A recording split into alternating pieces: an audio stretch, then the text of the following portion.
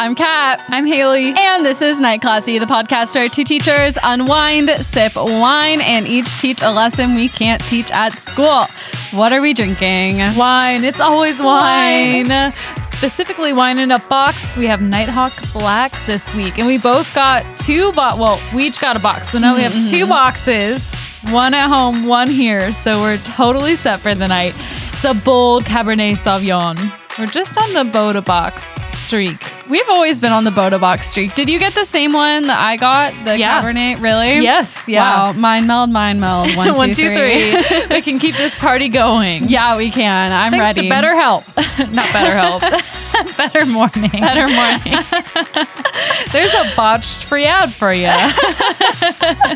Tommy got sponsored by BetterHelp recently on TikTok. He did. Yeah, you can look out. I am in one of his videos. So, yeah. You're going to be famous. Big star. What if in like the background of the video, because he's making videos for BetterHelp to post on their TikTok, what if you were just mouthing like Night Classy in the background, just trying to get a free plug? Wearing my like hose for science shirt and it just gets blurred out. Because they used one of his videos that had cussing in it, and the guy was like, can you remake this exact video from back in like October? Just omit the cussing. And he was like, yeah, sure, that'd be so funny if he just like took the cuss words out and sent them this like really messed up edited version. Yeah, just like literally putting like a black bar over your mouths. Yeah. But yeah, he did. We're not sponsored by BetterHelp, but no, maybe BetterHelp would be so lucky one day. They would, and we would be so lucky. I want therapy. Yeah, therapy's great. I emailed my therapist a month ago and was like, hey, long time no see, like literally 2 years. You do teletherapy? She was like, yeah, sounds great. When do you want to do it? And I responded and haven't heard back. So she ghosted you. She forgot about me. She changed her mind. She's like, I've had enough. I've seen you for like 8 years. Yeah. She's like, you're healed, bitch. Yeah, move on with your life. Find a Memphis therapist. What's wrong with you? Why do you keep harassing me? We have no bond. I don't know what you thought. There's no relationship here. I only acted like I liked you. It wasn't just your anxiety talking. Finding a new therapist sounds like a nightmare. Yeah, I don't want to do it. It has to be someone you're comfortable talking to. Yeah, and she knows everything already. Yeah. There's so much to know. Oh my gosh, imagine having to catch up a new therapist on all your shit. The next time I catch somebody up is going to be when I write my memoir and they're typing it. Memoir. I'm trying to think of what I'm trying to say. But when I write the movie about my family trauma, I'm just going to talk it out and they're going to type it out. And that'll be the next recap of everything. Go. That's a good plan. Thank you. Yeah. Can I ask a quick question? Editing, this always comes up. When you say memoir, is that how they say it in Ohio? Yeah, how do they say it here? Memoir. Memoir? Yeah. Like the French pronunciation. Oh, I've never heard it that way. That's okay. funny. Memoir. I thought it was just a slip of the tongue. No. Oh. Well, I have had several slips of the tongue just today, but no, that wasn't one of them. That's just... I've been meaning to ask you that. That's so funny. Just your fancy Ohio accent coming out. It's memoir? Memoir. Memoir. Yeah. Like armoire? Feels wrong. Or armoire? Armoire. Memoir. I can't even say it anymore. My brother texted me making fun of me yesterday because he was listening to last week's episode, and when I was telling the story in the beginning, like one of the woman's last name was Leonard and I said Leonard. Oh, that's good. That's good. You don't realize it all the time. No, you don't realize it at all, especially when you're reading, and like I read through my notes once before I say them. So like sometimes I don't know what's coming next, and then I get so like flustered trying to read, and then you'd like read things at face value like you're a kid sounding them out. You don't.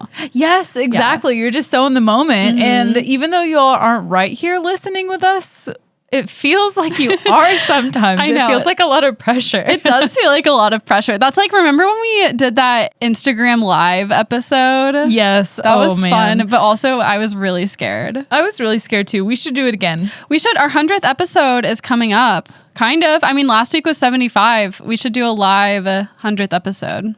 Oh, okay. We should do both. so that we have 100th episode. No, like we can record a normal episode like in the studio, but have our phones filming us for like TikTok and Instagram live, so people can watch. Yes, you're making sense to me now, loud and clear. Okay, I wonder that'll be in like, let's see, September, October, like November-ish, December. Yeah, ish. Yeah. Happy holidays. Here's us recording Merry live. Christmas. Now you get to see our faces and hear this unedited. Uncut. I don't know if you want to.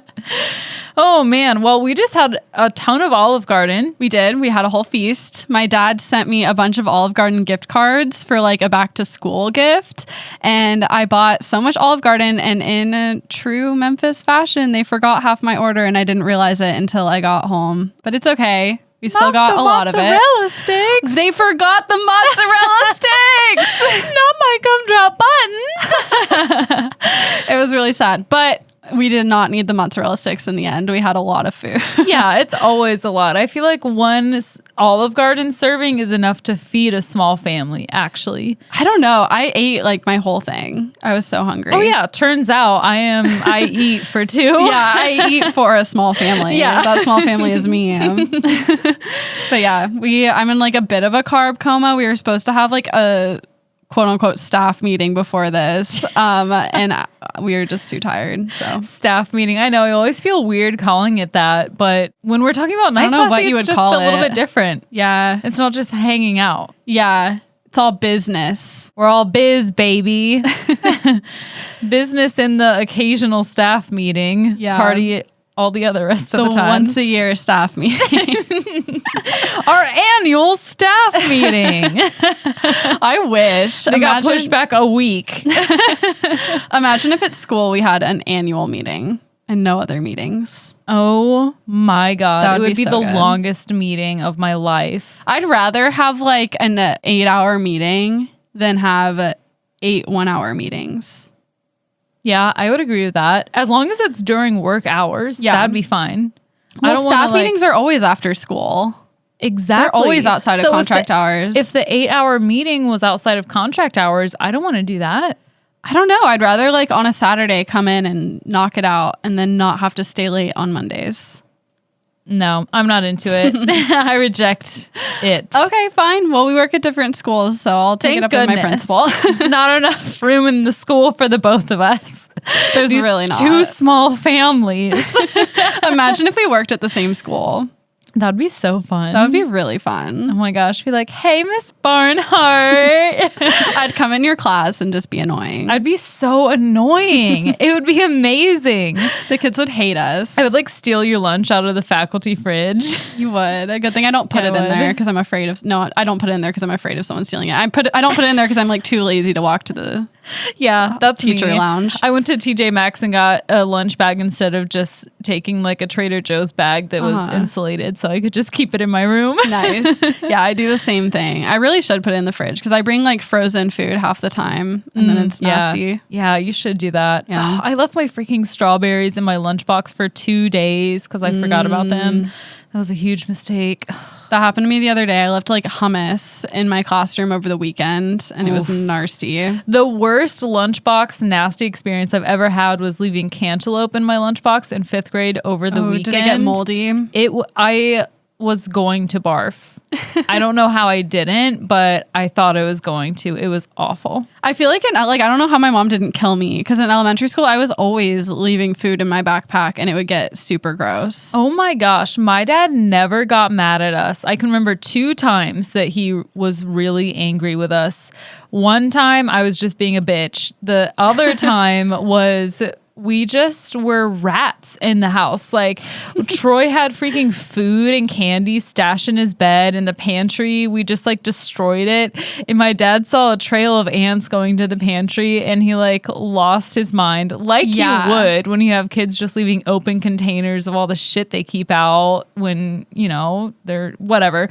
So yeah, he was really mad. I remember him just like taking all the stuff out of the shelf in a anger.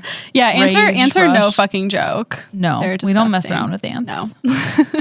Anyway, enough about ants. this is an amazing conversation. Are you ready? Yeah, I'm like let's ready get to into go. it. We breathalyzed. I blew 0.023. I got a 0.03. So I'm going first. I kind of started early. I was waiting for you to get back with Olive Garden. I was like, what else am I going to do? It did take a long time. It's far away. It's quite the adventure to get to Olive Garden. It sure is. I would have stopped in Target if I were you. Yeah, I had to run an errand in Olive Branch, Mississippi, and so I hit Olive Garden on the way back, so there was no time for Target. Oh, damn. I know. The worst. Okay, well, I'm going first. Okay.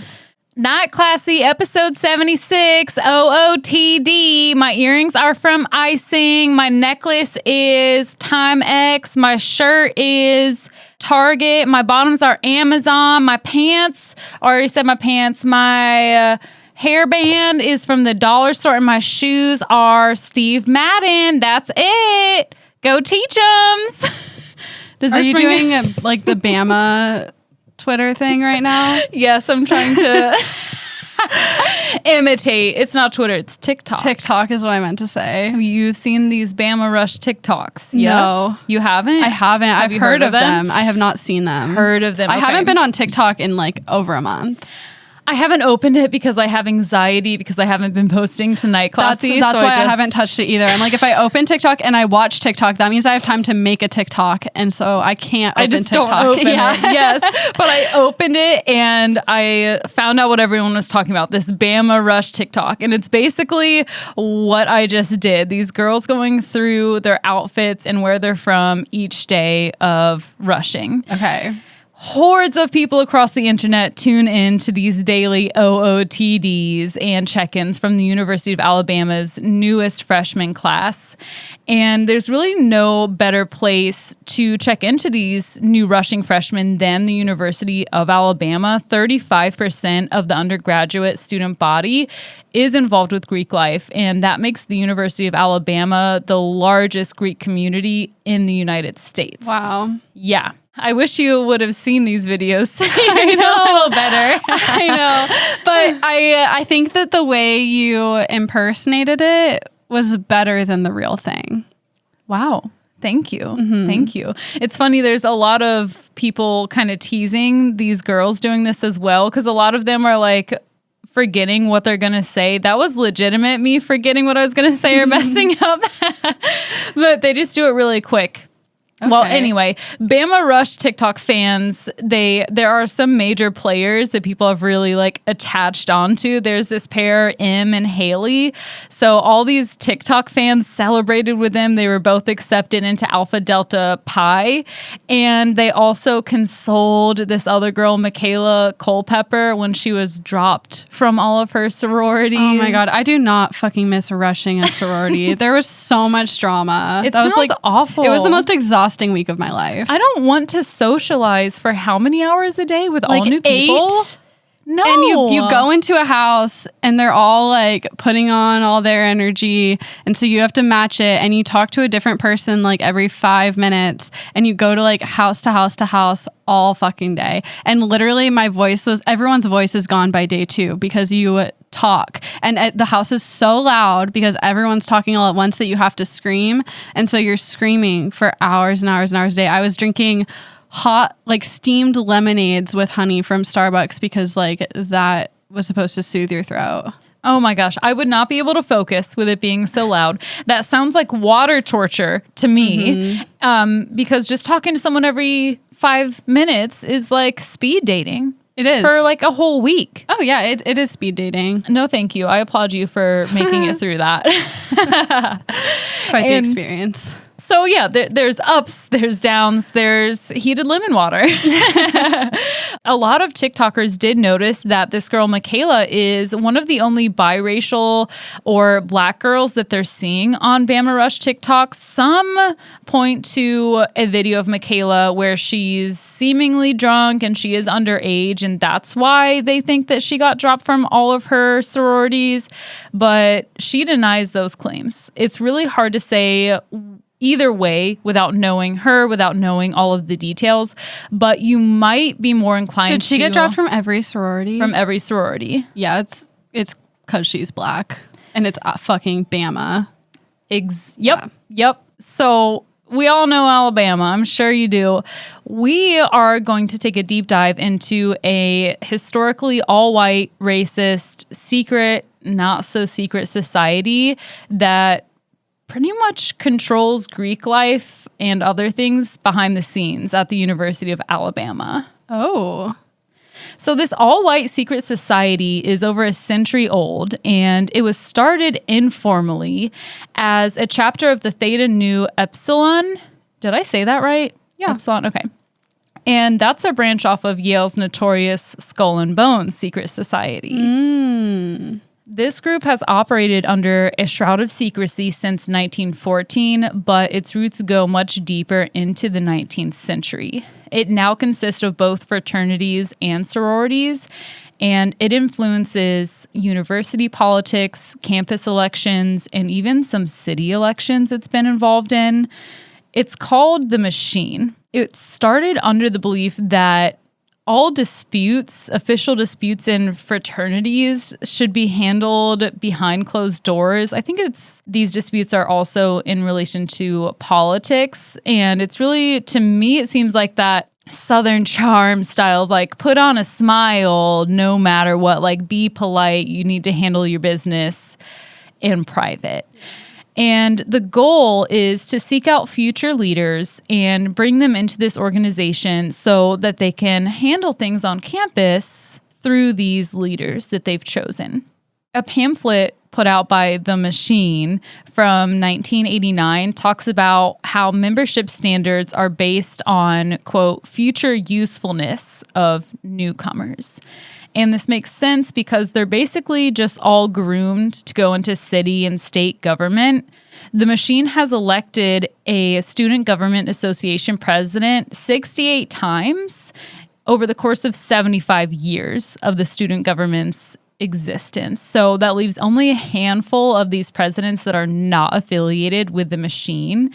And it's really become a recognized vehicle for political success in Alabama. So if you're at the University of Alabama and you want to go anywhere, you need to be in a fraternity, especially maybe a sorority, but you need to find who knows about the Machine. And it was first referred to publicly in 1928, so several years after it was officially official. In the Crimson White, Alabama's campus newspaper, that's when they called it a political machine. The next time it was referenced was a little under 20 years later in 1945. Another article referred to it as the Machine, and that's how they got their name. The name stuck from there. The Machine has been suspected of cross burnings, election interference, and physical assaults on students. Many people believe they're responsible for the university's racial division, and it wasn't even until 2003 that a black student was accepted into the University of Alabama's traditionally white sorority, Gamma Phi Beta. G Phi. And the University of Alabama only formally desegregated in 2013. What? They're sororities. Oh my God. Wow. So a pillar belief is that they were never supposed to take credit for their work, all of those people who are working in the Machine. Theta Nu Epsilon believed that secrecy guaranteed selfless leadership. And I'm like, right. Maybe that's why they're in white sheets and masks. Right. The secrecy. Yeah, it's because they're so humble. Yeah, nobody needs to know about all the good things that we're doing. We just need to make sure everything's set up how it's supposed to be. Oh my God, okay. It was just 58 years ago that Alabama's governor, George Wallace, stood by his inaugural promise. His promise being, quote, segregation now, segregation tomorrow, segregation forever. When was that? That was 58 years ago, so that was what year? I didn't include the year. Oh, it's okay. I did the math, but like 1950. I think it was like 68. 68, yeah. So not long super long ago. Yeah. I can't do math right now. I'm like, you're fine. A wine in, a glass of wine in. So, but anyway, all of that talk about segregation was in his inaugural address. And he stood by that by blocking the way in the entrance at the University of Alabama, one of their schoolhouse doors, to stop the enrollment of 2 black students, Vivian Malone and James Hood. This brought the national spotlight to the city of Tuscaloosa. JFK ended up getting involved. He issued Executive Order 11111, which federalized the Alabama National Guard. And they were sent to command Governor George Wallace to get the fuck out. And it was a whole thing. There are pictures of, I forgot to share the pictures of that's okay. They're not important. You can send them. And the date was 1963. 1963. Okay. Math is hard, man. Let me send these real quick. The first picture is the machine's logo. And the second picture is of this incident where George Wallace was blocking the schoolhouse doors. Okay. Ooh, their logo is scary. Right. And Theta Nu Epsilon spells 1. I didn't even think about that. Oh, I didn't either. Yeah, it spells 1, and it says that on a skull with like crossbones, but they're keys with wings, and he has a dagger through his skull. So that's good. Yeah. Here's the event. You can see George Wallace standing there, staunchly up straight. Fucking D-bag. Right. Yeah. And that really says something. It sets the tone for the entire state. Yeah. And all I'm saying is that this university has a history. It's very clear. So I want to talk about how the University of Alabama's Greek life officially integrated in 2013. Black women were regularly denied bids to traditionally white sororities. This all ended up coming to a head in 2013 when a girl named Kennedy Cobb was denied a bid. And this was protested because she was the perfect candidate to be in a sorority. She's the granddaughter of John England, who's a prominent judge and member of the university's board of trustees. And she had a freaking amazing resume. And she got rejected from everything. Another student and sorority member, Melanie Gott, spoke out against this discrimination. Kennedy herself didn't call out for attention, but the media heard about it and they started covering the issue. So groups of students start protesting at the University of Alabama, and it goes on for days. Celebrities show up. Even Bill Cosby came in for some support. So that's bad. But clearly there's a theme at the University of Alabama. There has been some positive change since then. The vice president position has been created, or another vice president position has been created dedicated to university, as well as positions in some sororities and fraternities for diversity. But by 2017, there were 2 black women as chapter presidents in predominantly white sororities, but Greek life remains heavily segregated. Traditionally, white sororities have accepted some women of color, and as of January 2018, black men make up 0.08% of traditionally white fraternities compared to making up 10% of the student population. Nationwide or Alabama? In Alabama. Okay.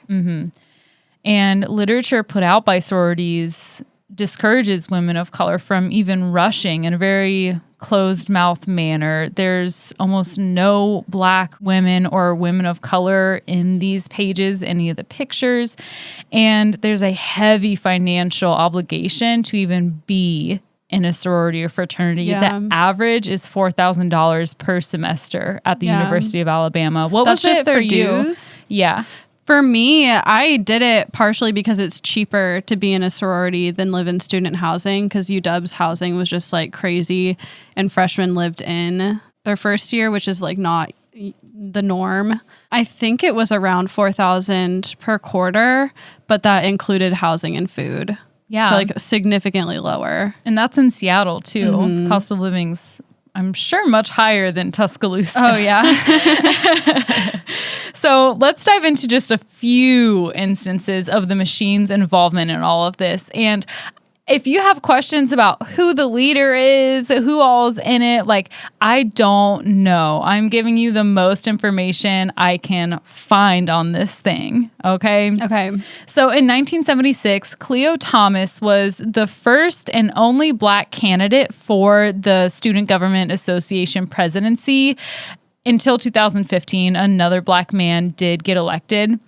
But this was not an easy task for Cleo. In 1976, he had to organize independent voters. He organized black students, white sorority members, all so that they could be the machine's candidate. Every single election year, the machine picks somebody that they want to run. And it's not like somebody that they're like, oh, you would make a good president because you're confident, you're charismatic, you care about the university. It was more about picking malleable people that they could control. So after being elected, the Crimson White reported that, quote, 15 men cloaked in white sheets burned crosses, threw bottles, and chanted various revolutionary tunes in front of the Kappa Kappa Gamma sorority house. What the fuck? So they're literally like dressed like the KKK, acting like the KKK? Yeah. Or are they the KKK? Yeah, I mean, I'm sure there's plenty of overlap. Abso-freaking-lutely. It's just incestuous. Yeah. The machine made changes to their membership requirements after this. Previously, they would not allow women. No sororities were allowed to be a part of the machine.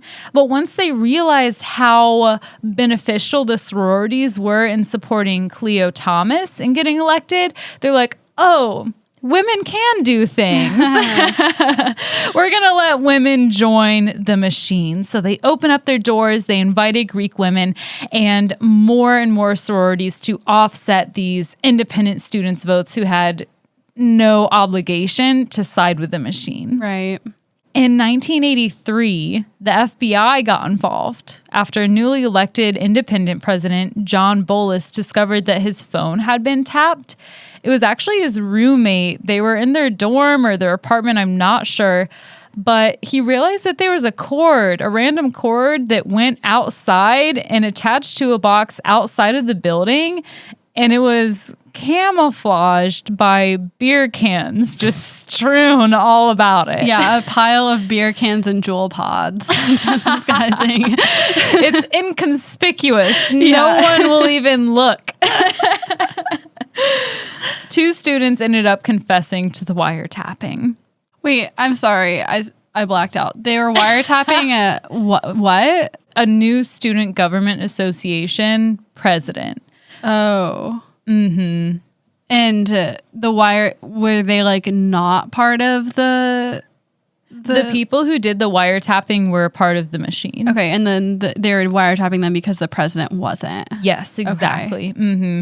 Anytime I say independent, they're not associated with the machine. What is and that? If the machine is secret, how do we know they're not associated with them? Who? Like anyone who's not like quote unquote, like earlier you said like there were like 6 people that were like president at Alabama that like weren't part of the machine, but like how do we know like if it's secret? You have to campaign against the people because it's not truly secret like you would think it is. Everything that refers to it as secret also follows up by saying secret, not so secret organization. All this is making me think of is in Gilmore Girls when Rory's like weird rich boyfriend is like part of that like danger cult at Yale. It's a secret society. Yes, except for this is dangerous. Alec, if you go to the 3rd picture, you can actually see one of the presidents who wasn't a part of the machine. I forget which one it is, but he's a black man. None of the machines put up a black president for their candidate. Okay. But you can see there's markings all on his campaign signs and they're broken. And there's a lot of intimidation. So you can clearly pick out who's not with the machine. Yeah, I see. Yeah. You can be like, oh, they're burning a cross in that front yard. Oh, so they were trying to intimidate Kappa Kappa Gamma? I think actually in that case, Kappa Kappa Gamma was their own yard. They were celebrating. They were demonstrating. Okay. Yeah. But there is intimidation and we will get into it right about now. So in 1986, the machine is getting really pissed with all these independent candidates coming up because they have almost complete control over the student government and university politics in general. Another independent candidate, John Merrill, won the SGA presidency. And as an independent, he took down one of the machine's candidates.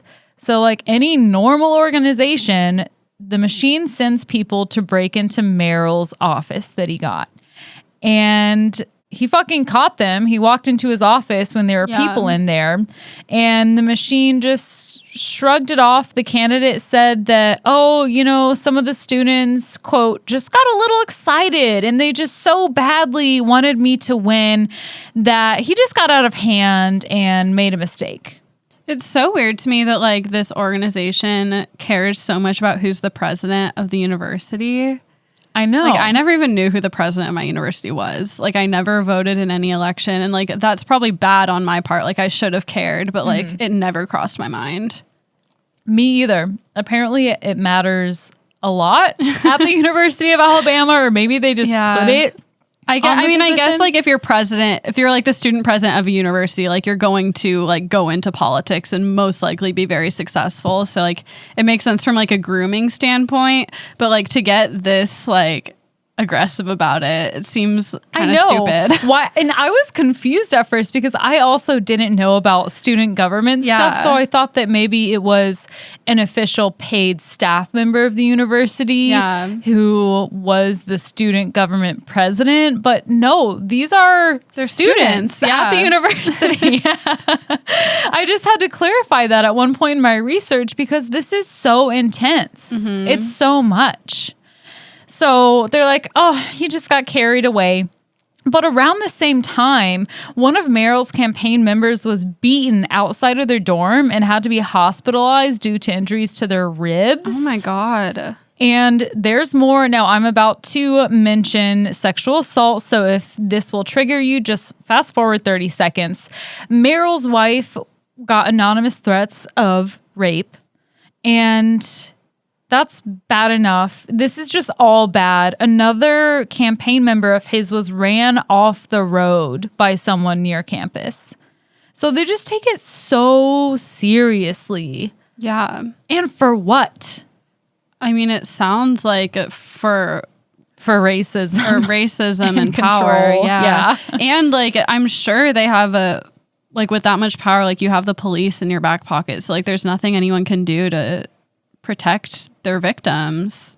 Yeah, you just move on. I'll talk about someone later on who ends up dropping out of the University of Alabama because they didn't feel safe anymore. Yeah. In 1989, we run into the problem again of these damn independents taking a stand against the machine. So this guy, Joey Vaseli, he's a student at the University of Alabama. He didn't even beat the machine and their candidate, but him and his loved ones still suffered greatly and probably are still suffering somewhat to this day. Joey's father owned a pizza place called Bambino Pizza. That's cute. I know. It's in Tuscaloosa. And they intimidated Joey, or at least they tried to, but he was not going to back down.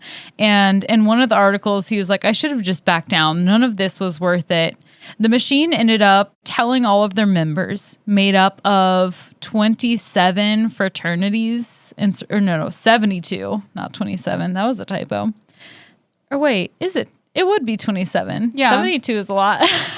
27 makes more sense. Okay. So the machine tells their 27 pretty much all white, if not definitely all white fraternities and sororities that they have to boycott Bama Bino Pizza. This boycott, in addition to Pizza Hut and Domino's entering the delivery scene, ends up putting Bama Bino Pizza out of business. Aww. Yep. Bama Bino, bye-bye. So the machine is obviously extremely powerful. They give each of their candidates $15,000 in campaign funds. Holy shit. Where does this money come from, you may ask? Dues from these sororities and frats. They get a cut. They take the dues from them? Not all of it, but they get a cut. How's that possible? Because if you're a part of the machine, you are protected in a way. But the fraternities and sororities are run by national. I mean, I'm not saying that there's not corruption in like national organizations, but it seems like nationals would have something to say about part of their dues that are supposed to go to nationals going to like something else. Yeah, you would think. Yeah. I mean, maybe the machine is in with the Nationals. Very well could be. So in addition to spending big time money on these really malleable candidates, they make sure Greek life members abide by all of their voting expectations as well. They're known to fine members who fail to vote. So if you're in class, you're sick, you don't vote, fined $50. They fined any members they found out who ate at Bama Bino Pizza. They provide white vans to transport sorority and fraternity members to and from voting locations on campus. And the year that this pizza place ended up closing, these white vans had banners on them that read, "Boycott Bama Bino Pizza." So there's no discretion even in it at all. No secrecy. And that's why it's a secret, not so secret society. And they're literally buying votes, essentially. Like, they absolutely the fact, are. Yeah. Yeah, they would bribe kids with, and I don't know where these are in my notes. I may have accidentally cut them out, but they would bribe them with free drinks and food to make sure that they voted for the right person. Right. And like sororities in the South, like sororities up north, I mean, at least where I was from, it was really chill. It was not at all like this. From what I understand, like it's a big deal. Like you're like a legacy and like your parents were in this sorority and your grandparents, and so you need to, like, it's like there's a lot of like societal pressure to join these organizations.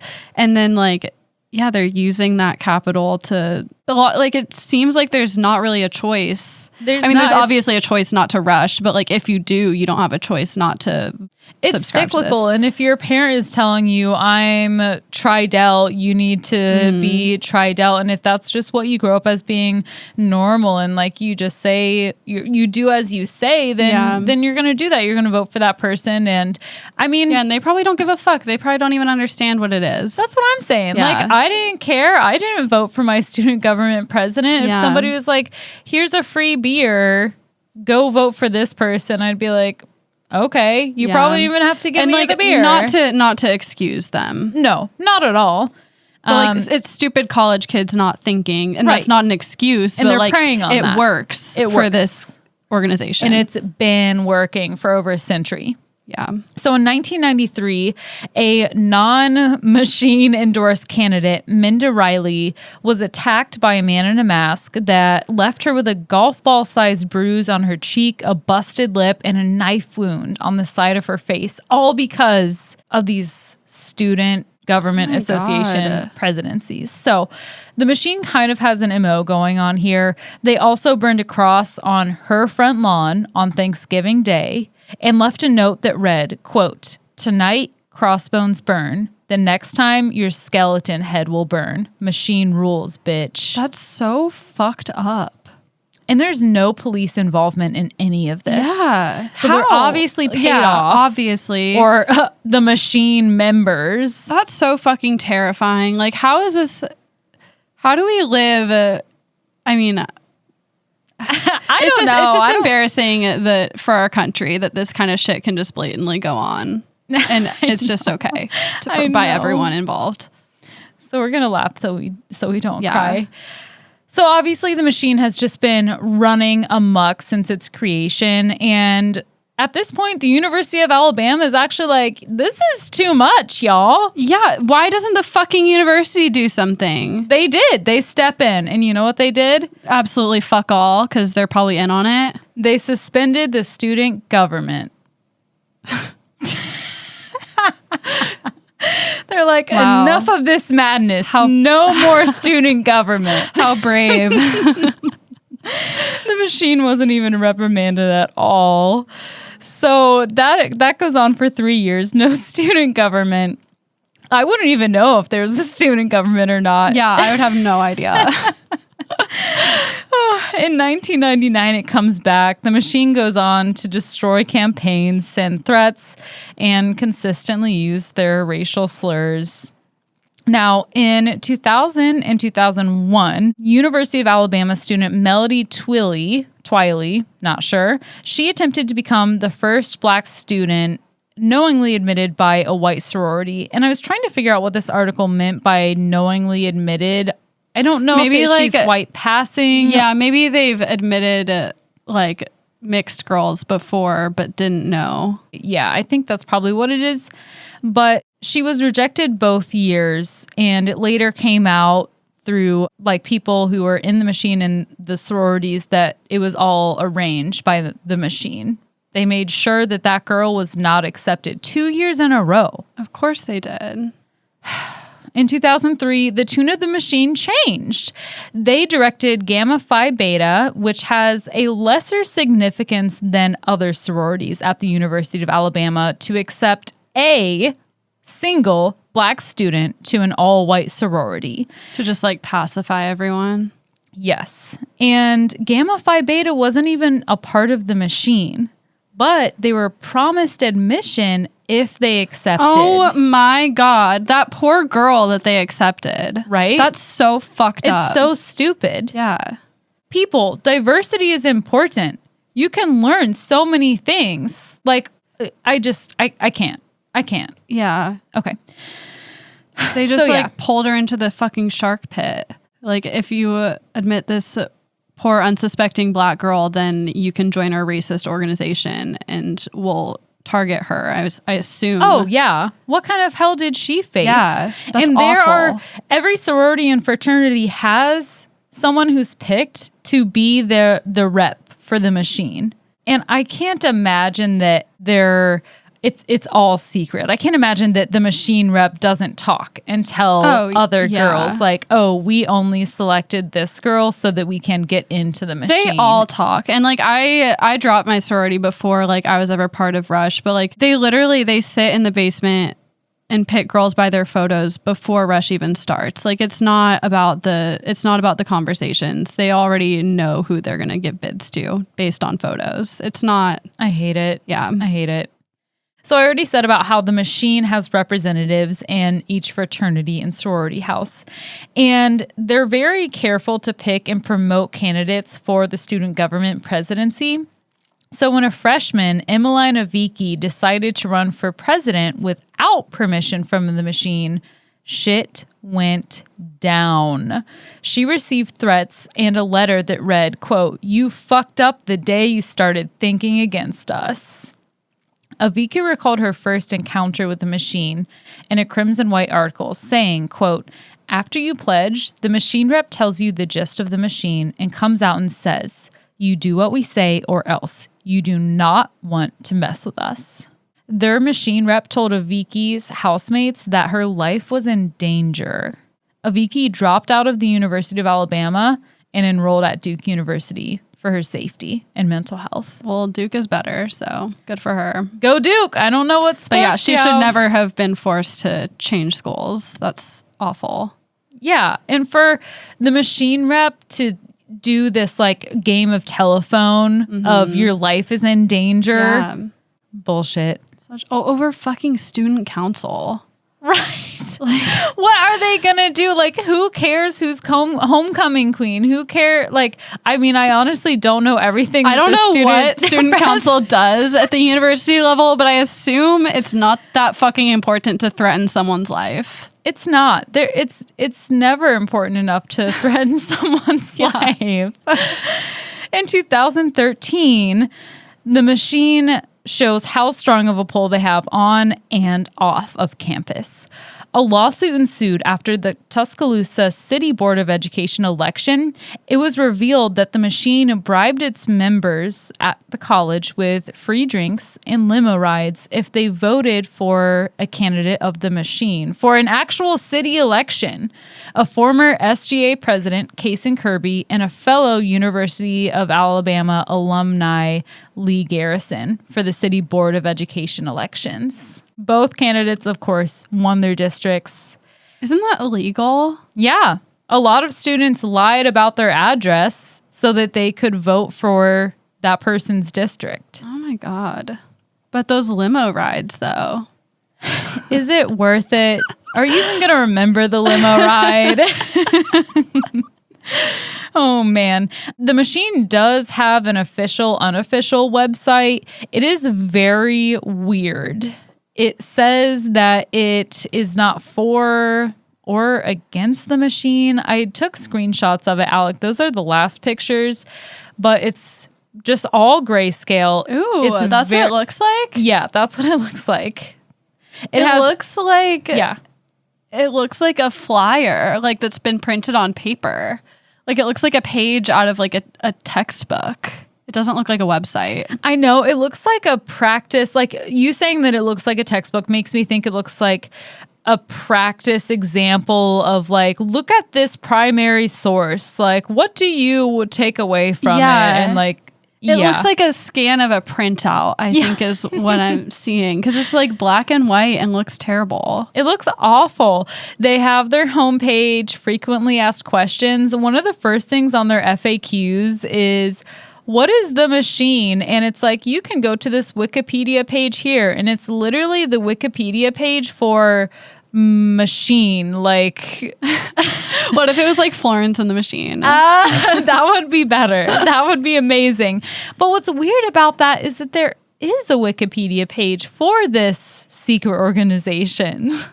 So it's just all odd. The intern just fucked up and linked the wrong Wikipedia page. The intern fucked up on all the levels. Okay. I mean, I guess they're probably busy doing their student presidency and everything. They're busy burning crosses and assaulting people. It takes up so much time to get the bloodstains out of your white sheets.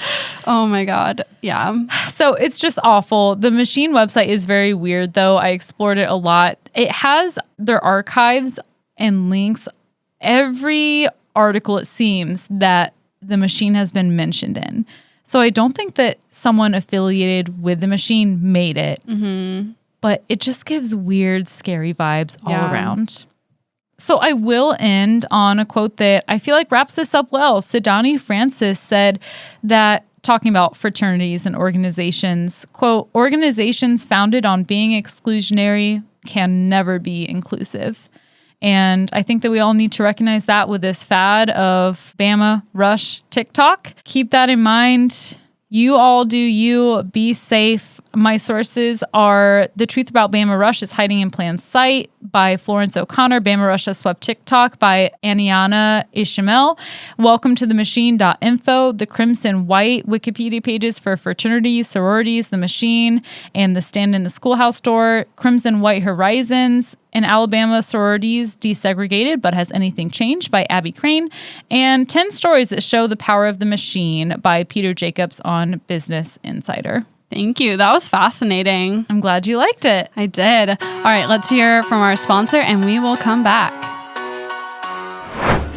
Speaking of sororities and fun times in fraternity basements, I used to get the worst fucking hangovers all through college. Like, terrible. I would not be able to get out of the bed the next day. And as I'm entering my mid-20s, it's only gotten worse. Right. They say that young people don't get hangovers. That's not true. No. I wish I would have known so much more when I was in college, but I especially wish I would have known about Better Brand's Better Morning.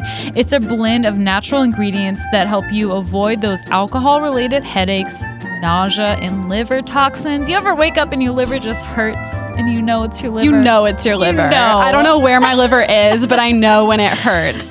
Better Brand is a simple vitamin supplement. You take it before you start drinking, and it really reduces your chance of a hangover. I take it before we record every single time, and Alec and I are going to the lake tomorrow morning, so I made sure to take my Better Morning before recording today so that I can wake up bright and early. You have to, truly. It's self-care to let loose, have a drink or two or 3 or 4. It's also self-care to feel good in the morning because we all have things going on. So I could not recommend Better Morning more to you all. If you want to be like us and have a better morning, avoid those hangovers, go to trybetterbrand.com and get yourself some Better Morning using our promo code NIGHTCLASSY. That is the name of this podcast, no spaces. You can get 30% off your order. Have a good night and a better morning.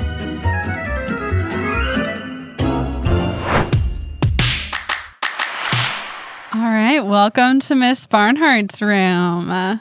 Do you have a band that you like absolutely hate? I don't think so. Really? I had to think on that. None comes to mind. Oh my God, I have so many. I'm a lover, not a hater. Apparently so. I asked Alec this question earlier and like he couldn't think of one either. I could write a whole like dissertation on all the bands I hate. What bands do you hate? My most hated is Imagine Dragons Why? because they're terrible. And then also Beastie Boys and Aerosmith are like close seconds. Okay. Those are like the top 3 truly hated. You see, when you focus on hate, you get alter egos like Claudia Severa. Yeah. I also really don't like Mumford and Sons. That might be an unpopular opinion.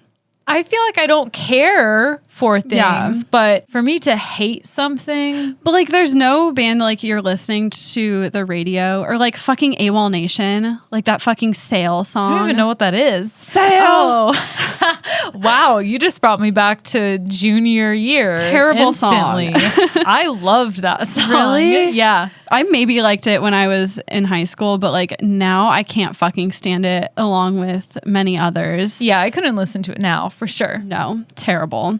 So there's bands that people hate. Some of them that consistently make the list are the Black Eyed Peas, Nickelback, and Smash Mouth. I gotta say, I also don't like Black Eyed Peas. But why do people hate Nickelback? They're not that I hate bad. They're bad. I think it's a meme. They're terrible. Are they though? Yeah, they have that like fake gravelly voice and just like annoying like dude lyrics. They're so bad. I don't know. That music video they did, I don't even know the song, but the one where the firefighter leaves and the girlfriend thinks that he's dead, but then he shows up, makes me cry every time. It's so dumb. They're like the Hallmark movies for men of music. Yeah. And I'm a man of music. Apparently so. I'm a small family of man of music. You have a bad taste. There's another band who consistently makes it on these lists of most hated. I have bad taste and you're my best friends. So Hey, one soft of them burn, for they're all rare. my best friends who are listening. Have you ever heard of Insane Clown Posse? I've heard of it, yeah. Okay, Yeah. good. So they are the subject of our lesson today. If you don't know, you would probably recognize them from pictures. They're really recognizable for their black and white clown makeup. They always wear this to perform and do interviews. They also have a highly dedicated fan base that call themselves juggalos and juggalettes. What? That's insane. Yeah. Like gigolo, but juggalo? Juggalos. Yeah, not gigolos. That's different. I juggle for your sexual pleasure. I'm a juggalo. I think it comes from the word juggler because like they're clowns. So like a lot of their music has like clown themes and they Yeah. have a song called The Juggler and Right. like that's where juggalos get their names. Makes sense. Yeah, it does not have anything to do with gigolo. Well, that doesn't make sense to me. Doesn't check out. And like I said a second ago, like they are killer clowns. So they have this horrorcore style of rap that is highly, highly graphic, like lots of descriptions of violence, which also kind of stands out. Again, look up a picture if you don't know what I'm talking about. They were really popular in like the late 90s, early 2000s. So if you're a youngster, you might not know, but they're wild. And they've always been really interesting to me just because of the spectacle. But I never knew anything about them. Like if you asked me their most popular songs, even though I spent like 20 hours this weekend listening to their songs and watching their music videos, I wouldn't be able to tell you because like I'd never heard any of their songs before. I don't think I have either. Yeah.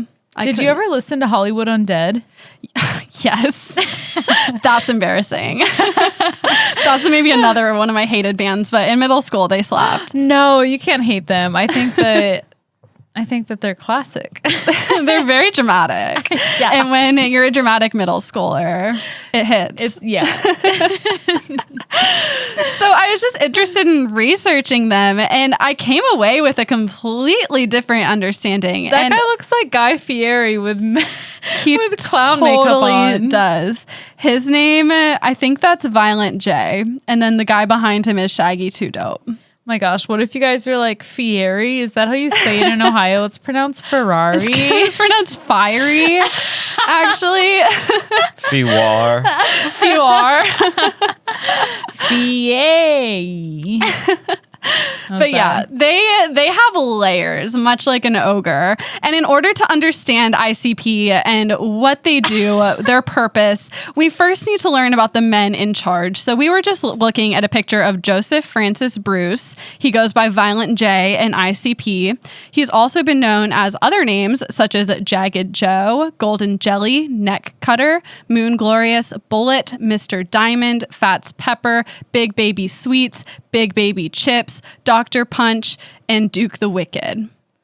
Okay, well, I'm glad he found one that fits because that's too much. That's way too much. He did a lot of experimentation, and so did Shaggy 2 Dope. So Shaggy's real name is Joseph William Utzler.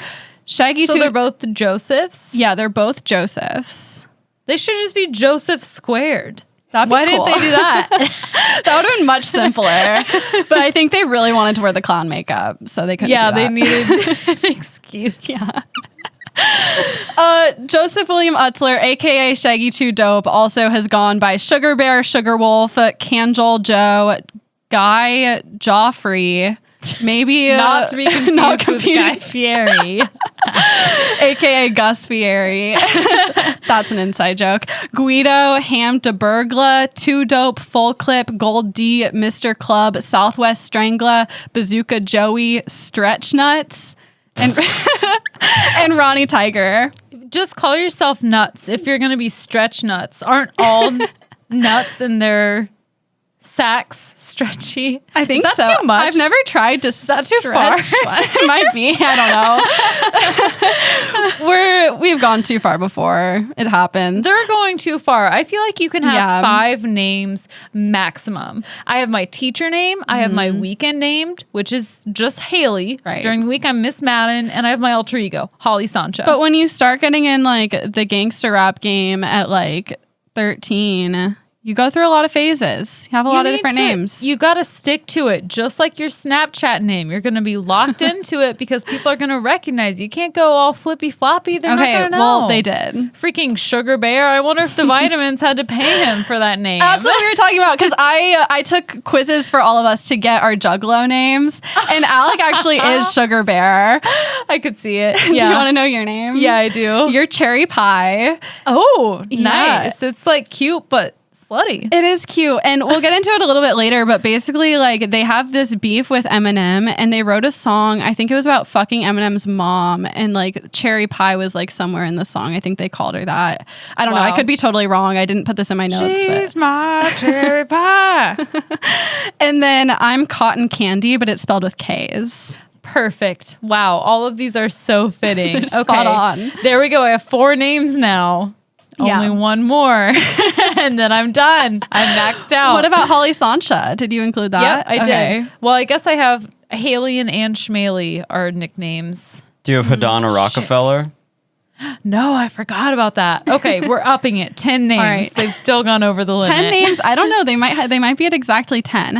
Anyway, we're talking about Violent J. Was the youngest of 3 children. He was born in Berkeley, Michigan, which is a suburb like right outside of the city of Detroit. When he was 2 years old, his father stole all of the family's money and split. That left Jay's mother, Linda, to raise her 3 kids all by herself on a janitor's salary. So money was really tight. Jay recounts receiving all of his clothes from rummage sales, and all of the food came from canned food drives held at the school. They were living in poverty in Detroit. But like, rather than being really embarrassed about this, Jay says he kind of embraced it. Like him and his siblings, they just like, they're like, you know, it is what it is. And also like a lot of their peers were in the same situation. So he'd never let it bother him too much, but living in that kind of a situation did expose him to a lot of hardship. Yeah. I mean, perspective is everything. You can't just perspective is not a bandage for adverse childhood experiences, but it definitely helps. It definitely helps. And even like in their success, ICP still embraces this culture of poverty and this attitude that like it's almost an attitude of just like adopting it as part of your identity and being okay with it and using it as power. And this is kind of an attitude that many juggalos also adopt. Despite having this rough upbringing, Violent J was a sensitive child. At the age of 7, he and his brothers caught a butterfly in a jar. And they just thought it was so beautiful. They thought it was peaceful and had these vibrant colors. So being these kids, they wanted to keep it overnight and look at it and then let it go in the morning. But when they woke up, they found that the butterfly had died. This was devastating to Jay, and he and his brother made a vow to someday get to heaven so they can apologize to the butterfly face to face. Oh my God. I need to cry. I know, isn't that the saddest story? Goosebumps. Literally, like when I was a kid, a butterfly landed on a driveway and I surrounded it in carrots and got pissed when it didn't eat the carrots. We're different. It like makes me sad to read that because I'm like, I did not have that kind of empathy as a child. Like I caught bugs in terrariums and they died all the time and I never once felt bad. You got a slug in your caboodle on a consistent basis. I boiled slugs in my caboodle in the sun. Now I feel bad, but as a kid I did not have that kind of empathy. But like this idea carries on to the band today. Like even now, every Insane Clown Posse album reads dedicated to the butterfly. So I thought it was really sweet. You know that song Butterfly by Crazy Town? No. Okay, never mind. It's a crazy town full of neon dreams. Everybody, not that. No. It's like, she's my butterfly, sugar, oh, baby. Yeah. Yeah, that song. I don't know why that made me think of that. For some reason, these bands are in like the same vein of like the 90s popularity, but unrelated. Similar timing, probably different audience. I'm just trying to associate. A while after the butterfly incident, Jay moved with his family to a different suburb of Detroit. And also, like, I don't think he ever went by Jay, but like, I'm going to call him Jay because he goes by Violent J. It just seems easier. Call him Vijay. Vijay. No, I'm not going to do that. He'll kill me. I'm scared of him. He moved to a different suburb of Detroit called Oak Park. And it was there where he met John Utzler, who would later go by Shaggy 2 Dope. It was also in Oak Park where Jay joined a gang for the first time and started getting really involved in criminal activity. And he did this reluctantly, but as a really poor kid in Detroit, like he didn't see another option for himself. And this led him to drop out of school in 9th grade. And then he moved in with a friend in another suburb of Detroit called River Rouge. And here he started his own gang called Inner City Posse.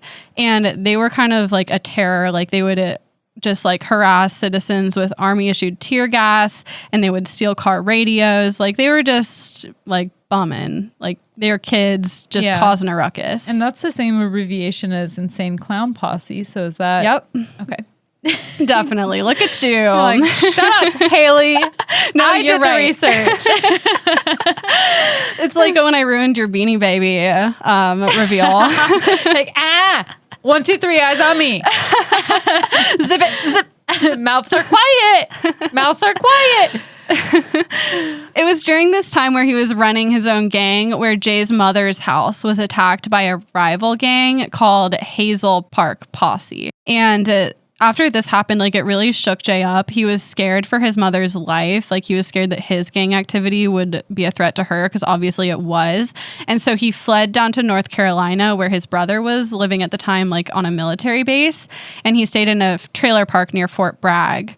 And again, like this is like in 9th grade. He's living a whole life right now. You grow up really fast under the conditions that he did. Totally. I mean, clearly he's running a gang. Yeah. He's the real deal. So he's living in the South on this military base. And being from Detroit, like I don't think he had seen racism like what he experienced down on this trailer park. Like it just really shocked him and disgusted him and opened his eyes and developed this like intense hatred in him toward what he calls like Southern rednecks and racist bigots.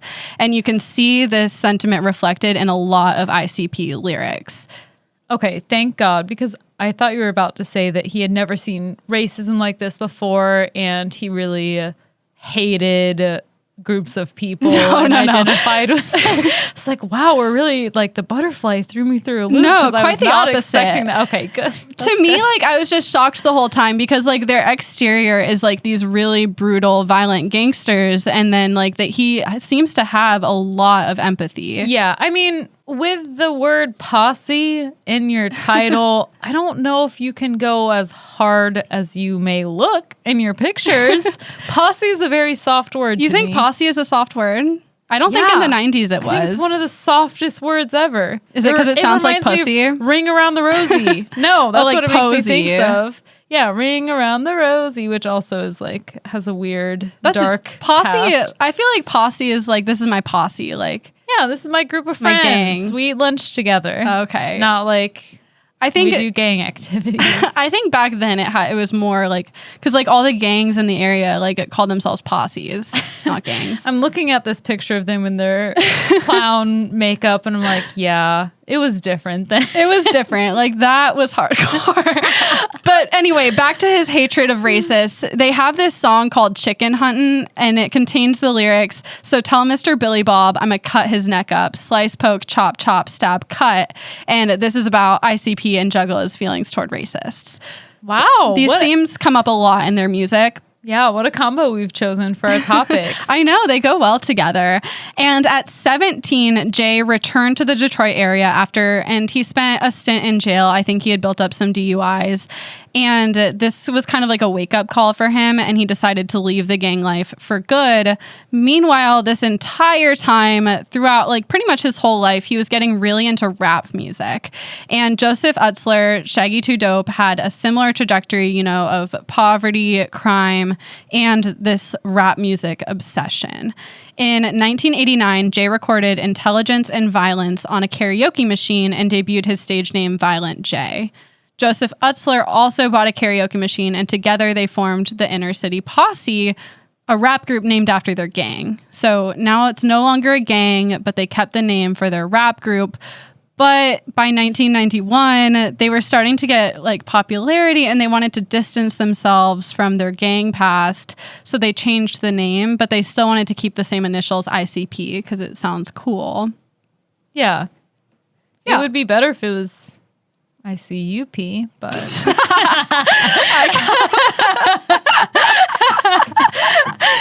that where it originated from? Did we figure out this I wish. multi-generational game? What if it was, like Inner City Underground Posse, their ICUP? we cracked the code? That was their original name, and then and then iCup became a thing, and they're like, oh God, we have to change it. Yeah, no one's taking our why. gang seriously. Like, we have to change it. There's no other word but clown. It has to be clown. That's just it. The clown thing was kind of chosen on a whim after Violent J had this dream about a killer clown running around Del Rey. And so that kind of inspired the name. And then the night after they picked the name, he had another dream about like a carnival where there were like, it was like a dark carnival, and there were spirits of like carnies talking to him. And I don't remember exactly. I didn't put this part in my notes. But like basically it was kind of like these clowns were coming to him in his dreams. It was almost like he was being told what he needed to do. And thus Insane Clown Posse was born, and ever since then they've been creating their killer clown rap.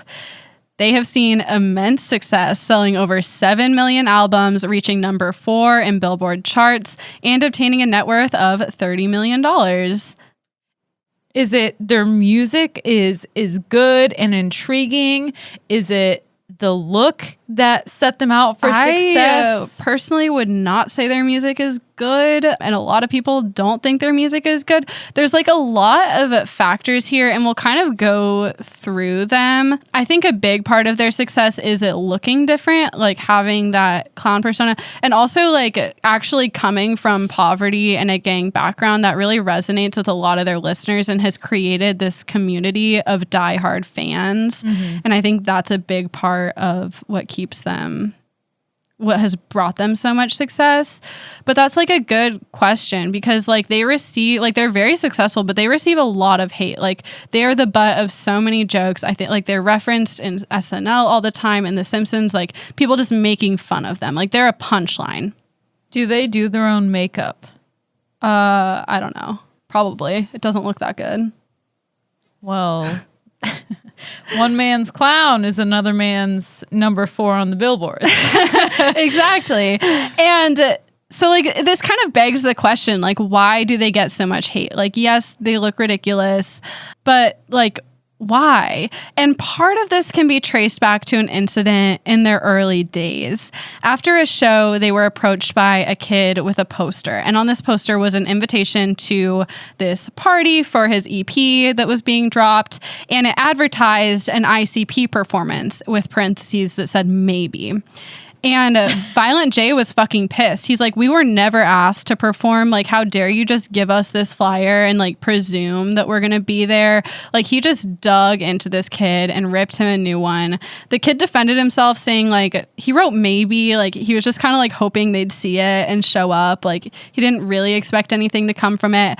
But Violent J was not having it. And this interaction sparked a hatred for ICP and the boy, who was just like trying to get his rap career started. Do you want to guess who that boy was?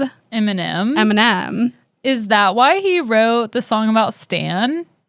No, ICP is not, and he's not Stan. Stan was a real fan, I think.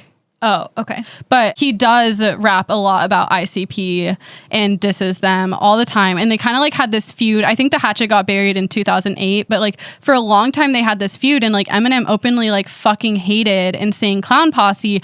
And if you look at both of their fan bases, like there's a lot of overlap, but like probably a lot of Eminem fans like hate ICP because Eminem hates them. Yeah. And this could be like a big reason. Oh my God. I love celebrity feuds. Like, I know they're real people, but it doesn't feel like they're real people. And I love drama that I'm not involved in. And this feud is fun. Like, I don't have time to get into it, but they've both released like many diss tracks about each other. ICP's diss tracks toward Eminem are like especially ridiculous because they're ridiculous. And it's a pretty fun beef to go down the rabbit hole if you have time. But why even like... Even if you're offended or feel some type of way about a kid printing out a poster that says ICP maybe, is it worth your time? Violent J, from what I understand about him, has a lot of emotions. And is he the one with the butterfly? Yes. Okay. He's prone to outbursts and emotional responses. Well, I'm not defending him. Like, I think that was a shitty thing to do, but like that was shitty, but he does this. Yeah, it seems like they probably experience a lot of aces, and you don't always get the chance to evolve and grow emotionally. Right, and, it was the response. And again, not saying that was like the right thing to do, but he has a history. So again, like people love to hate on ICP. And like I said a second ago, like I really think part of their success is that they've done an amazing job of building this community with their fans, and they have a lot of fan loyalty because they show them so much gratitude. They came from rags to riches. They are here where they are today because of their fans, and they recognize that. And I think that's part of their success. But also, like, Juggalos, their fan base is die hard for ICP. And I think a lot of people are kind of put off by that level of dedication. Yeah. With a band like ICP, you have to go hard. There's not really an in-between. You can tell by their clown makeup, it's black and white. You're either with us or you're against us. That's totally true. Totally true. I feel like you either are a diehard fan or you hate them. I'm interested in them, but I would never listen to their music. Right, I do I'm not TBD. like it. Yeah. ICP TBD. We'll have to watch some of their music videos tonight. They're crazy. We must. During a 1994 performance, they were singing the song The Juggler, and ICP referred to their fans as Juggalos for the first time. And as ICP's popularity grew, so did their fans' connection to this Juggalos label. Over time, Juggalos has become more than a fan base. Many refer to each other as a family and think of their gatherings as family reunions. And this idea is cemented by ICP themselves, who refer to their fans as a family. And it becomes your identity. You hear that, Night Classy family? This can be us. This could be us. Let's go. And inclusion is a very big part of Juggalo identity. They really stress the importance of accepting everyone, regardless of race, class, or gender. Of course, I'm sure there are exceptions, but as a whole, Except Eminem. except Eminem. But as a whole, ICP like really preaches this inclusion, and it's kind of like a place for misfits to come. Like if you look at any of their festivals, their concerts, it's a lot of people who don't fit into mainstream society, and this is where they can belong. ICP's lyrics also focus heavily on societal problems like domestic abuse and poverty.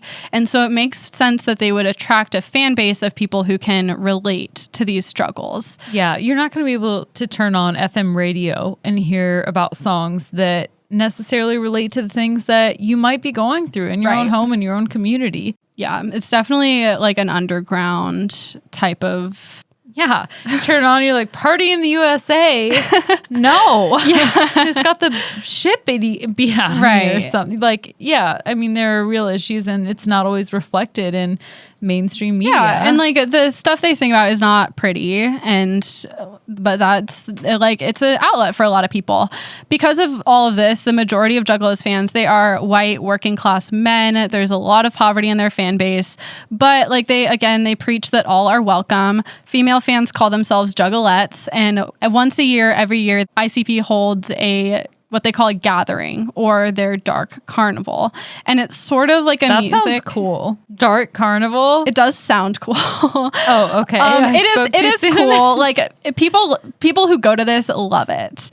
I can't see us there. But like it is like I do have appreciation for it because like people who go to this like really go hard. And again, it's a family gathering, and it's like kind of like a music festival. Like ICP obviously performs, and then they have other guests. People kind of gather, they camp out in their cars. People drive from all over the country. And again, like this Juggalo identity kind of hinges on its status of outcasts. Like they are used to being the subject of ridicule. They live a lot of times in poverty on the borders of society.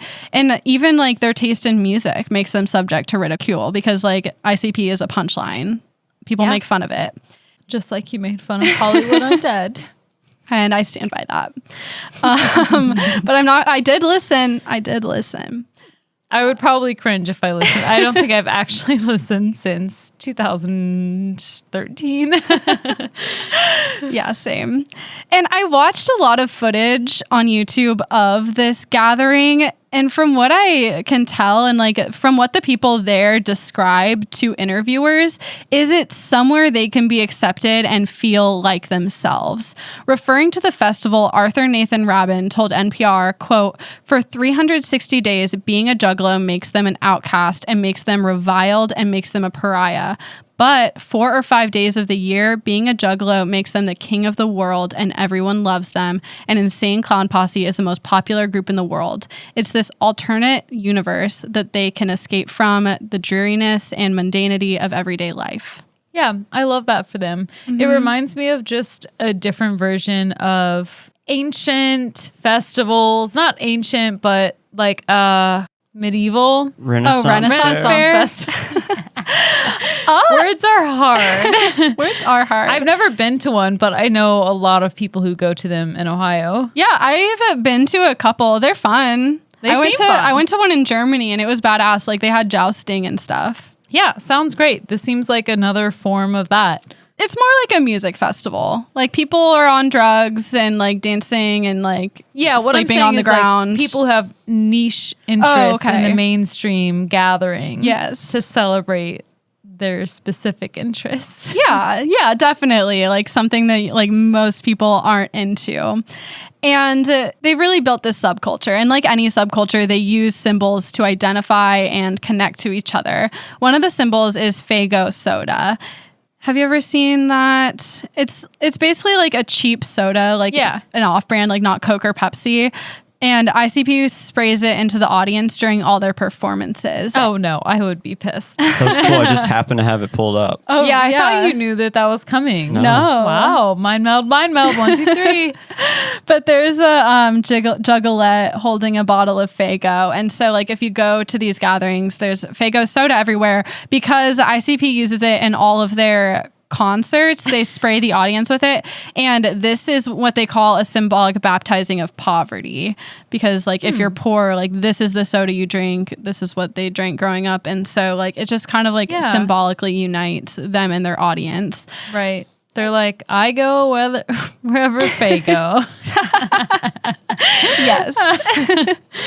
And at this dark carnival, like you'll hear people calling out whoop whoop. And this is a call of like friendship and acceptance. Like you'll like walk around and say like whoop whoop and people will go whoop whoop. Like it's just kind of like a rallying call. And there's also the Hatchet Man, and that's ICP's logo. It's this image of a little cartoon guy, and he's covered in blood and running with a hatchet. And this might seem morbid, but it actually symbolizes juggalos running toward life and cutting down obstacles in their way. So juggalos are resilient, and a lot of people have this tattooed on them. They'll wear jewelry or like necklaces with it, and it's just a uniting symbol. Wow. That's pretty insane from my standpoint to get something tattooed on you. I feel like a lot of people get their favorite band tattooed on them. For me, I just can't. I mean, after having a tattoo that I have mixed feelings about, I'm like, I can't imagine ever getting another tattoo ever again in my life. Yeah. I would never get a band tattooed on me because I change who I like so much. I know it wouldn't be permanent. Right. But a lot, like, again, this is the identity of like a major part of a lot of people's identity. So in that case, it makes sense. Must be nice to be committed right to something. Must be. I would not know what that feels like. And so despite the fact that this is a largely non-violent group, like it's basically just a giant fan club, in 2011, the FBI classified juggalos as a loosely organized hybrid gang, much like the Crips, Bloods, and MS-13. Oh my God. Okay, FBI. Y'all have a whole organization that's not so secret in Alabama. You need to go take care of. They do. They need to get their priorities straight because this is so fucking stupid. The FBI report stated that juggalos are a violent gang and often involved in criminal activity, despite the fact that at the time of this decree, I don't know what you want to call it, report, there were only 2 recorded instances of juggalos acting in violence. This is in 2011. Too much money. Y'all have too much money on your hands. Find something better to do. I'm going to tell them what I tell my preschoolers. Make a better choice. Right. It's just blatant classism and so stupid. Do you want to know what the 2 instances of violence are? Because they're pretty fucking crazy. I don't want to know. Nope. I have them. They're crazy. Yes, I want to know, but I don't think I do. The first was when a man used a machete to cut off a woman's pinky and drink her blood in honor of a juggalo who died. I have a machete. We could do that. Who would we be honoring? Who created Botobox? we make like a video of us doing like sacrificing our blood to Botobox and then like drinking it from a chalice, and we tag Botobox on it on Instagram, and they block us forever. On Patreon. On Patreon. Go to our Patreon. Please, actually do. Anyway, you won't find that, but other things for sure. The second instance was when 2 men tried to carve and burn a tattoo from their housemate's arm because he disrespected juggalos. What was the tattoo of? I think it was just like a tattoo, but like they were mad at him for like saying something disrespectful of juggalos. Oh my God. Yeah. So like obviously neither of these things are good, but it hardly makes them a gang. To launch an entire investigation about a violent gang. Right. And they didn't investigate anything. They just classified them. Okay. Yeah. They're like, no. We're insane clown posse now, not the old ICP. That was a gang. ICP now, not a gang. They purposefully are not a gang. Look at us. Look at our makeup. Do I look like a gang member? No. No. I've never seen a gang member with clown makeup on. Who would do that? Listen, it's black and white. Are you with us or against us? Okay, that's what I thought. Bring it in. Not all gangs. Not all gangs. Yes, all gangs. And we are not. We're not. But like, it's actually really sad because this association has caused juggalos to lose their jobs. It's caused cities to like refuse to host juggalo events. And you know, it adds the stigma of gang association on top of an already struggling group of people. And to me, this classification like stinks of classism. Yes. And in retaliation, ICP sued the FBI in 2014, and the ACLU even filed on their behalf, stating, quote, "The juggalos are fighting for the basic American right to freely express who they are, to gather and share their appreciation of music, and to discuss issues that are important to them without fear of being unfairly targeted and harassed by police." Because, you know, this classifying them as a gang opens the door for police to come into these spaces and be assholes. Right. They're like, oh, this group of people who identify with living in poverty and possibly being surrounded in gang violence and these experiences that ICP talks about, they're gathering and they're creating a community. Could there be an uprising? Could there be a change? Like, like we got to get that shit under control. Yeah, it's just really dumb. Anyway, going on with the quote, branding hundreds of thousands of music fans as gang members based on the acts of a few individuals defies logic and violates our most cherished constitutional rights. Snaps. And unfortunately, this lawsuit was dismissed. In protest in 2017, juggalos took to the streets in Washington, D.C.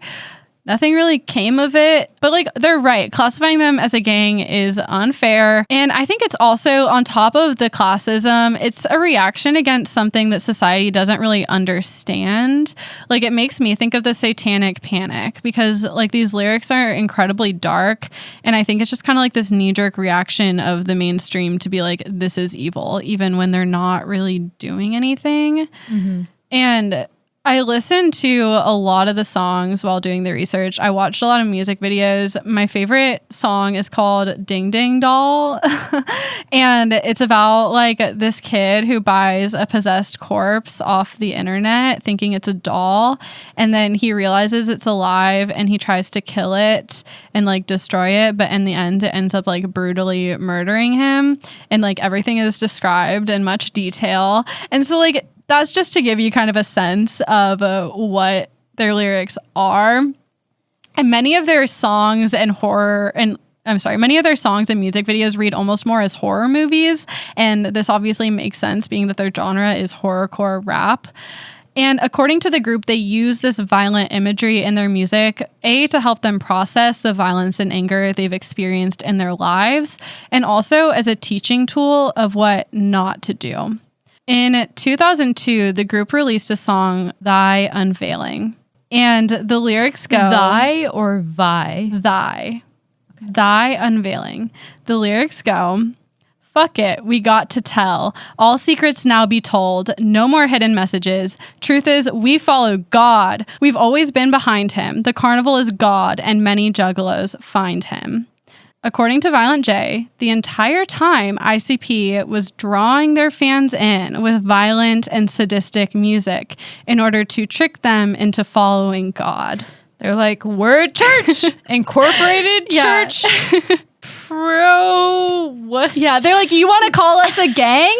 Well, joke's on you because we're evangelical Christians. Tax-free, bitch. Yeah. Maybe that was the motivation. It can be both. It can. I have a quote from Violent J explaining himself here. He says, you have to speak their language. You have to interest them, gain their trust, talk to them, and show them you're one of them. You're a person from the street and you speak of your experiences. Then at the end, you can tell them, God has helped me. So they're claiming from the very beginning, they've been Christians and they've been like making all of these like horrific songs just in order to build this fan base so they can convert them to Christianity. I think you can make horrific and disturbing songs and be Christian. Oh, totally. Yeah. I believe them. There's no limit. It was just quite the long term. Turnaround. Yeah. Like they were really playing the long game. No shit. Yeah. Okay. Okay. That's like me going to freaking church every Sunday with Alex, my friend in Georgia, like wake it up Sunday morning, go to church. And then me being like, in 7th grade. Like, Yeah, I don't know if I think, I don't know if this is for me. This is boring. Yeah. But they did the opposite. Not the opposite, Yeah. but like, I mean, weren't open. I with- might go to church if it was like an ICP concert. Maybe. Yeah, Actually, like, I'd be scared. I might go to church if you got more than a sip of wine. Yeah, true. They just let you drink a whole bottle of wine during church. Mimosas at church. Okay, here's what I need. My church is drag bingo Sunday afternoon. That's my Yes, church. we still need to go to that. Well, if Are we we weren't planning going on- to the lake tomorrow, we could go. Maybe next Sunday. Next Sunday. If I'm not busy, Okay. Fine. let's fight about it. Let's fight. It'll make for a good podcast.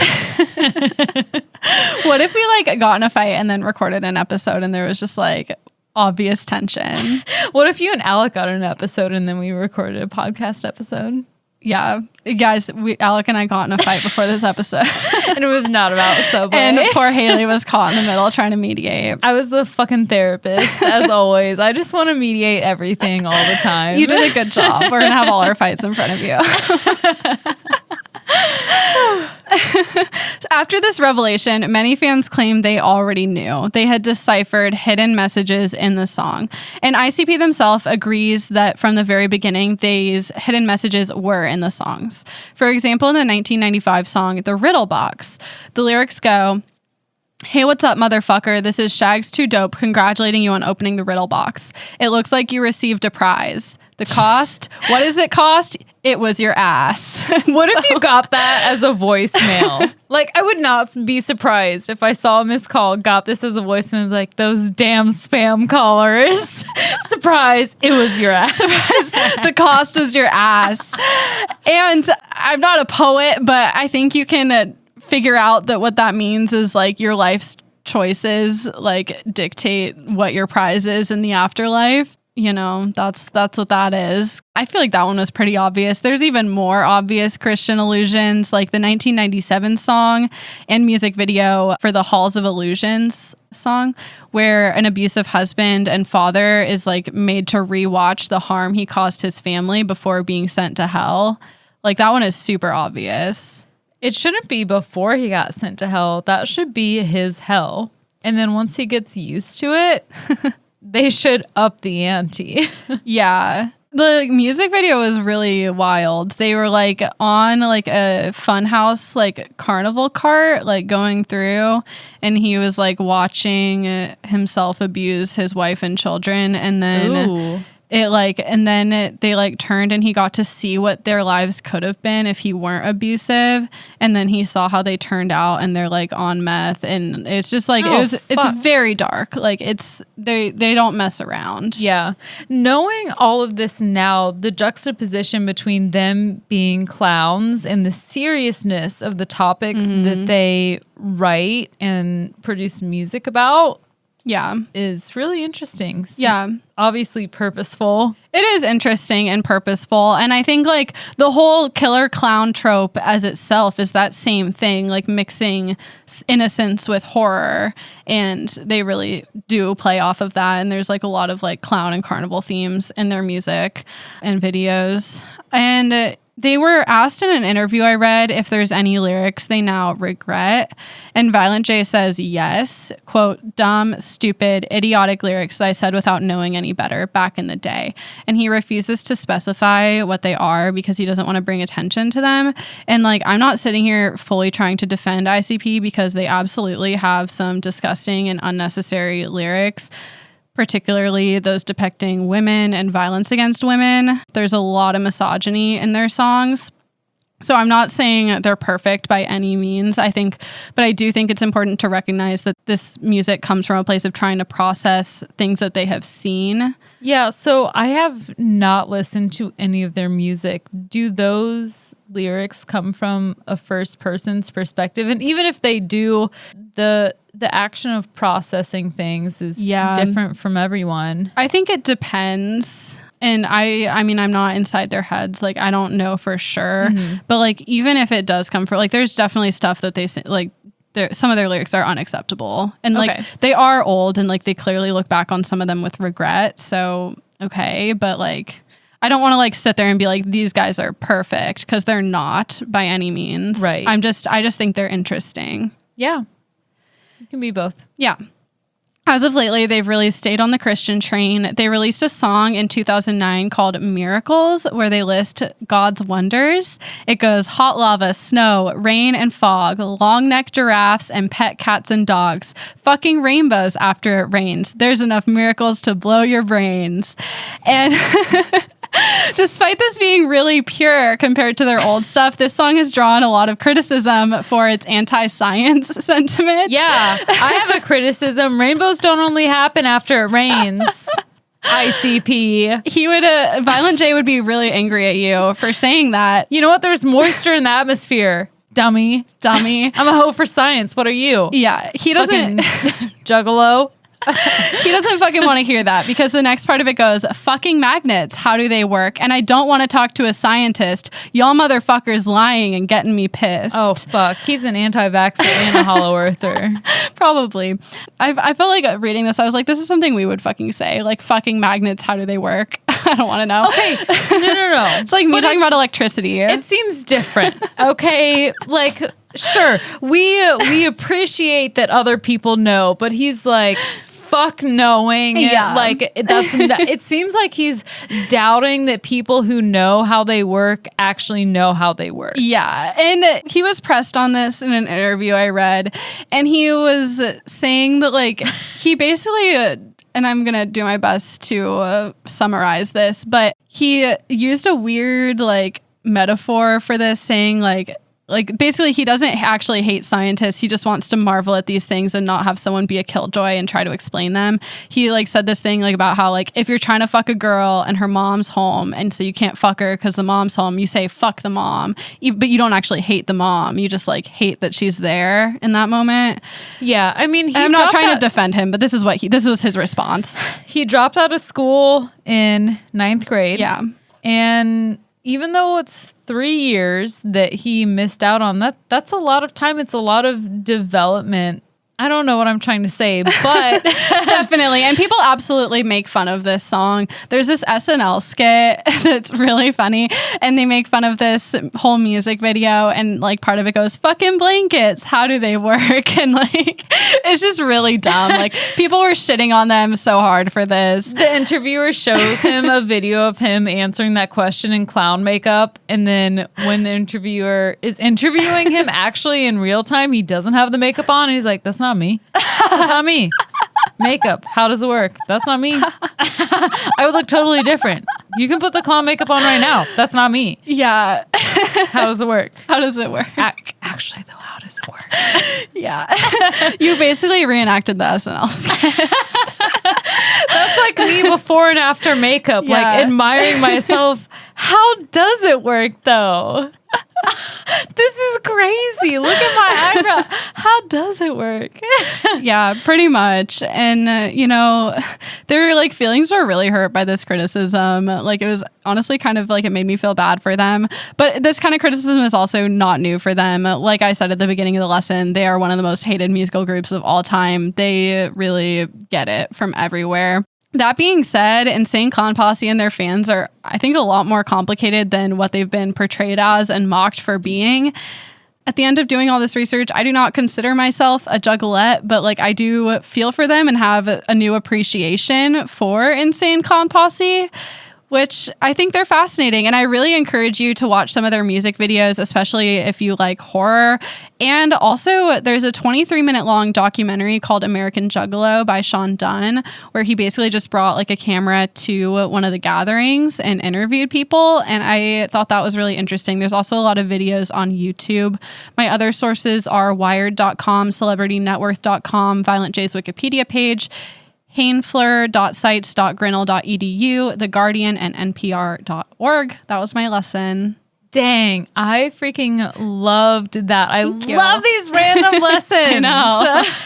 So good. We did good ones this week. I'm proud of us. We really did. I know. We freaking turned it around. Yeah, we didn't did. have as much time to research as usual. So thank you all for tuning in. Yeah, thank you for tuning in. If you like this, please tell a friend about us. That's our favorite thing. You could also rate, review, and subscribe.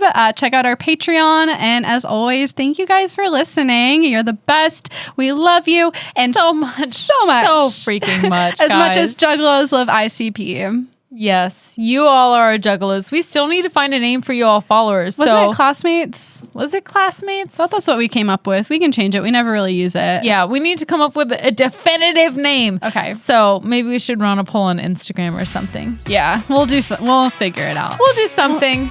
I Let liked us know. Classmates. Is that not? You don't like it? Classmates? I just don't remember it. Oh, So I feel like that's okay. bad if you don't remember it. I guess we did talk about it a really long time ago. Well, then we need to start using it. Okay, Either way. yeah, Do we you need like to get better at Classmates? consistency. Do you not like it?